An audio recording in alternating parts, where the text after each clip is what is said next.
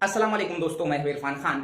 एक reminder video के तौर पे आपके सामने पवित्र पोर्टल शिक्षक भर्ती से लेकर जैसे कि हमने कई बार जो है डॉक्यूमेंट से रिलेटेड चाहे शॉर्ट्स वीडियो हो चाहे लॉन्ग वीडियो हो अपलोड किए हैं, लेकिन एक रिमाइंडर वीडियो के तौर पर जो मेरिट लिस्ट है उसके लगने के पहले, आपका सिलेक्शन होने के पहले इंशाल्लाह मैं यहाँ एक शॉर्टकट में वीडियो बनाने की कोशिश करूंगा, जिसमें आपको मैं होल एंड सोल जो है डॉक्यूमेंट्स के बारे में 2 से 3 मिनट में बताने की कोशिश करूंगा। अगर आप किसी भी मीडियम के हैं, मराठी हो, इंग्लिश हो, उर्दू हो, हिंदी हो, कन्नड़ हो, जो भी मीडियम के हैं आपको ये चीजें जो है उस शिक्षक भर्ती में या किसी भी जॉब के लिए वो कंपल्शन होती है। स्पेशली ये शिक्षक भर्ती है तो उससे रिलेटेड मैं यहाँ शॉर्टकट में डॉक्यूमेंट्स की लिस्ट बताने की कोशिश करूंगा। और हो सके तो आप ये जो वीडियो है पूरा देखिए, और इसमें जो बताए गए चीजें हैं, इससे पहले मैंने कई वीडियोज में बताया है, लेकिन वो हमारे चैनल के प्ले लिस्ट में है जो कि आप देखते नहीं है। इसलिए मैं मेरिट लिस्ट लगने से पहले, सिलेक्शन लिस्ट में नाम आने से पहले ये चीजें बताने की कोशिश करूंगा, और बहुत सुकून के साथ आप अगला स्टेप कीजिए। एकदम फ्रस्ट्रेट होने की जरूरत नहीं है। शुरू करते हैं। सबसे पहली चीज होती है, जब आपका मेरिट लिस्ट में नाम आता है और कोई जेडपी, जब आपका मेरिट लिस्ट में नाम आता है तो उसके 8 से 10 दिन बाद एक जेडपी से कॉल आता है, उसके बाद ईमेल भी आता है, और उसके बाद में आपका वहां उस नाम के सामने जब भी आगे वो जेडपी लिस्ट लगाती है, उसके बाद में वो एक और लिस्ट लगाती है डॉक्यूमेंट वेरिफिकेशन के लिए आपको आना है बोलकर। इतने इतने दिन के अंदर आपको वो कराना है, 8 दिन की, वो 10 दिन की, जो भी लिमिटेशन देते हैं वो। अब आपको बुलाया गया, तो बुलाया जाने के बाद में उस जिला परिषद में जब आपका वेरिफिकेशन होता है, तो सबसे पहली चीज, जब आपका पहली से 5वीं पर सिलेक्शन होता है, पहली से 5वीं पर अगर आपका सिलेक्शन होता है, तो आपको डीएड जो है लेवल तक के डॉक्यूमेंट दिखाने होते हैं। उसके बाद में पहली से 5वीं में शुरुआत अगर हम करें तो 10वीं का मार्क मेमो, 10वीं का बोर्ड सर्टिफिकेट, ठीक है, ये चीज हो गई। इसके अलावा 12वीं का मार्क मेमो और 12वीं की जो है क्या बोर्ड सर्टिफिकेट, ये 2 चीजें हो गई। और फिर डीएड डीएड में क्या है, डीएड का रिजल्ट और डीएड का डिप्लोमा। जैसा किसी डिग्री हम करते हैं तो उसकी डिग्री आती है, तो ये डिप्लोमा है तो इसका डिप्लोमा, ठीक है। इसके अलावा कुछ भी नहीं लगता है। सीटीईटी 1 या टीईटी 1 ये तो कंपलसरी है, इसके अलावा कोई इलाज ही नहीं है। अब अगर आप डीएड है और आप ग्रेजुएशन है, आपका डीएड है, ग्रेजुएशन है, और 6 से 8 पर आपका सिलेक्शन हुआ है, तो आपको जो है ग्रेजुएशन का के मार्क मेमो, ग्रेजुएशन का जो है 10वीं 12वीं वो तो कंपलसरी रहेगा। डीएड भी आपका वहां पर आपने मेंशन किया, तो 6 से 8 पर हुआ भी तो डीएड जो है आपका चेक किया जाएगा। 10वीं 12वीं डीएड जैसा मैंने फर्स्ट टू फिफ्थ में बताया, साथ में ग्रेजुएशन के 3 साल की मार्क लिस्ट, ठीक है।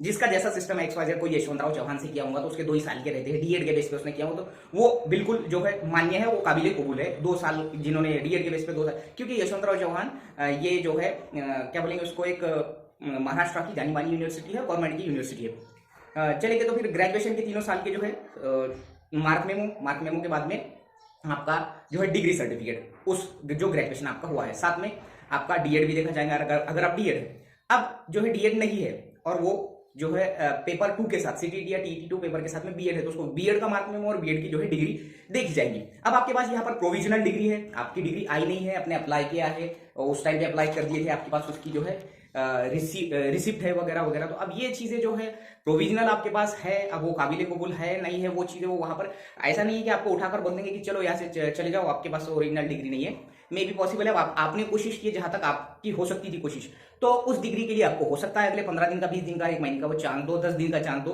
तो अभी तो नहीं है, लेकिन कोशिश ये करोगे जब आपने अप्लाई किए थे तो उसको यूनिवर्सिटी से कांटेक्ट करके कंटिन्यू जो है जल्दी से जल्दी लाने की कोशिश करो। प्रोविजनल है तो ठीक है, वो भी वो ले लेंगे, अगर नहीं लेते हैं तो फिर वो टाइम देंगे, ठीक है। ये हो गया बीएड तक, पहली से 8वीं तक। अब एक मैं बता दूं कि 10वीं 12वीं डीएड, साथ में ग्रेजुएशन।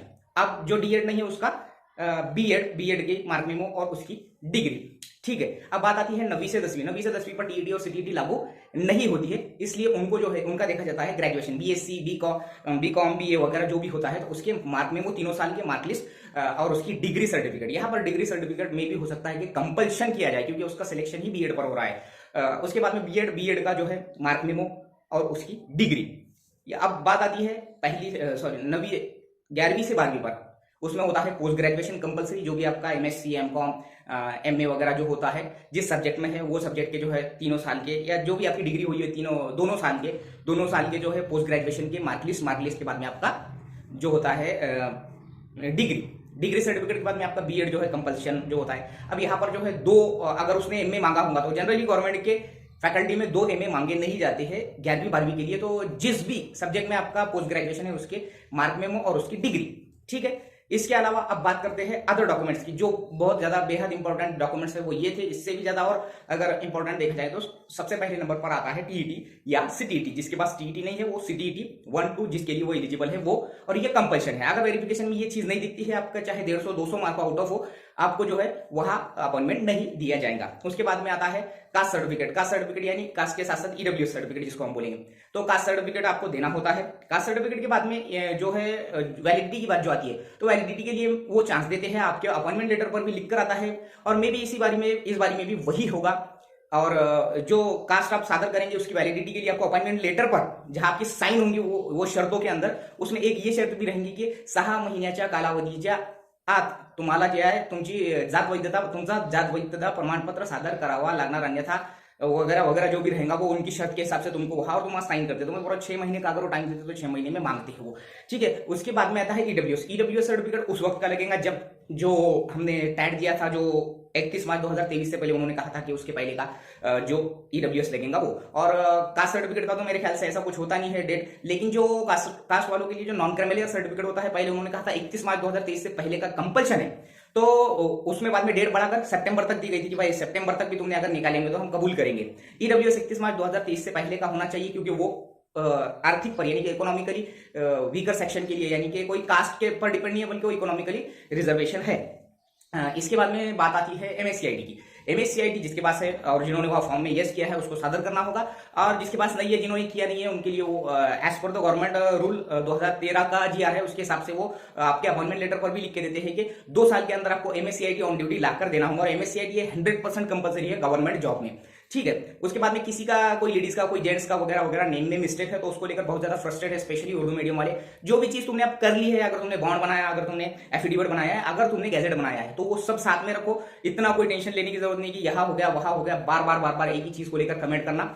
हो गया होगा तो उसको, वो डॉक्यूमेंट्स को साथ में रखो, और उसका जो है जेरॉक्स साथ में रखो, ओरिजिनल साथ में रखो। अगर वो मिस्टेक है तो वो सादर करो वहां पर। हॉरिजॉन्टल जिसकी कैटेगरी है, वर्टिकल कैटेगरी के लिए हॉरिजॉन्टल जिसकी कैटेगरी है, महिला है, प्रकल्पग्रस्त है, भूकंपग्रस्त, जितने भी आते हैं वो सब वो उनका जो है डॉक्यूमेंट्स साथ में रखना होगा। टीसी वगैरह जो रहती है वो साथ में रखो, टीसी वैसा वो मांगते नहीं है। माँ के नाम में अगर मिस्टेक है तो माँ का नाम जनरली उतना कुछ जो है विशेष देखा नहीं जाता है। 10वीं का 12वीं का जो तुम्हारा डॉक्यूमेंट्स होता है उस पर माँ का नाम देखा जाता है और वही से वेरीफाई कर दिया जाता है। यानी कि वो तुमको ऐसा लग रहा है कि अम्मी के नाम में परवीन के जगह वी आई के जगह डबल ई के जगह वी आई आ गया, तो अपने को नौकरी से ही निकाल देंगे। या फिर शेख परवीन है, परवीन शेख है, उल्टा सीधा आ गया। तुम्हारा सरनेम किधर का किधर भी हो, इसको कोई मायने नहीं है, बस तुम्हारा सरनेम है क्या। एमडी मोहम्मद है तो उसके बारे में जो उल्लेख कर देने का एक छोटे से बॉन्ड पर, उसको कुछ भी नहीं होता। इसके अलावा जो बहुत ज्यादा इंपॉर्टेंट डॉक्यूमेंट्स थे वो मैंने सब बताने की कोशिश कर दिया।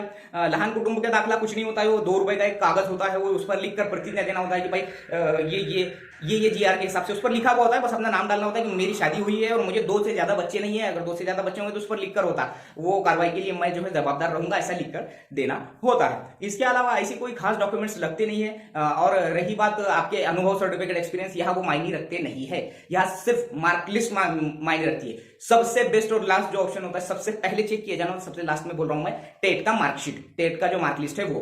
टेट की अगर आपने डाउनलोड की हुई पीडीएफ तो उसको संभाल कर रखो, उसकी कलर प्रिंट उसकी वगैरह निकाल के रखो।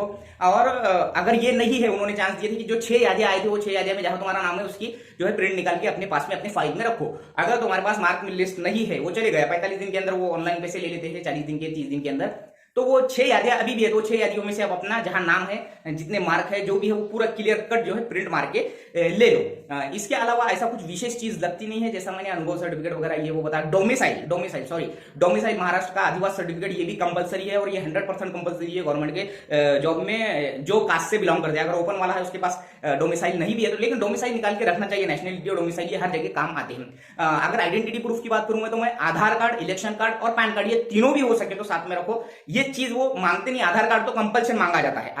आधार कार्ड, आधार नंबर वो लेते हैं क्योंकि फ्यूचर में तुमको ये आधार के बेसिस पे जॉब की पूरा रिटायरमेंट तक जो है सिस्टम अब ऑनलाइन हो चुका है, उस हिसाब से पैन कार्ड कंपल्सरी है, भले ही इलेक्शन कार्ड ना हो, क्योंकि इसमें तुम्हारा ही फायदा है। पैन कार्ड अगर तुम्हारे पास आधार कार्ड रहेगा तो आधार पे का नाम देखते हैं वो, और बाकी आधार के हिसाब से ही अपॉइंटमेंट लेटर पर नाम आता है। और अगर कुछ मिस्टेक रही वगैरह तो वो सादर करके उसको हम कर सकते हैं। अगर कोई लेडीज ऐसा सोच रही होंगी कि मेरे हस्बैंड का नाम है, मेरे वालिद साहब का नाम है, इसमें क्या, तो तुमको डिपार्टमेंट में आने के बाद वो गवर्नमेंट की तरफ से चांस देती है कि भाई अप्लाई अप्लाई करो, तुम्हारे अगर हस्बैंड का अब्बा का नाम लगे हुआ है तो हस्बैंड का नाम तुम लगा सकते हैं। डिपार्टमेंट के ऑफिस के थ्रू, जहां तुम नौकरी कर रहे हो उसके मेन ऑफिस के थ्रू तुमको वो बदलने का चांस मिलता है। आदिवासी यानी कि डोमिसाइल, नेशनलिटी वगैरह ये जो चीजें हैं ये अगर बनाते होंगे तो बना लो, और डोमिसाइल सर्टिफिकेट तो कंपलसरी बनाओ ही बनाओ।